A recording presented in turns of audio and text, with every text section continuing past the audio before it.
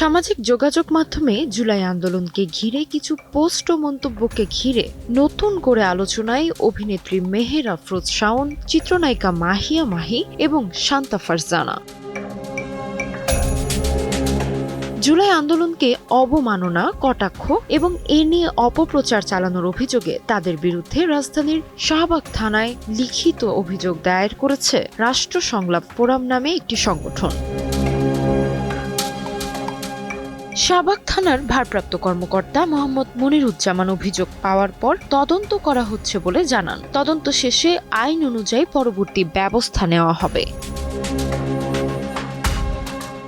অভিযোগে বলা হয়েছে, অভিযুক্তরা সামাজিক যোগাযোগ মাধ্যমে এমন কিছু পোস্ট ও বক্তব্য দিয়েছেন যা জুলাই আন্দোলন সম্পর্কে বিভ্রান্তি তৈরি করতে পারে এবং আন্দোলনের চেতনাকে প্রশ্নবিদ্ধ করার চেষ্টা করেছে। এসব অভিযোগ খতিয়ে দেখে প্রয়োজনীয় আইনি ব্যবস্থা নেওয়ার আবেদনও জানানো হয়েছে।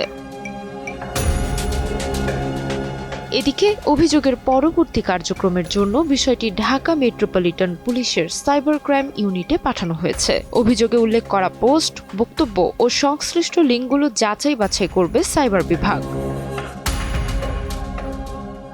তদন্তে অভিযোগের সত্যতা পাওয়া গেলে আইন অনুযায়ী পরবর্তী ব্যবস্থা নেওয়া হবে বলে জানিয়েছেন পুলিশ। তাজমিলা খান, সময় সংবাদ।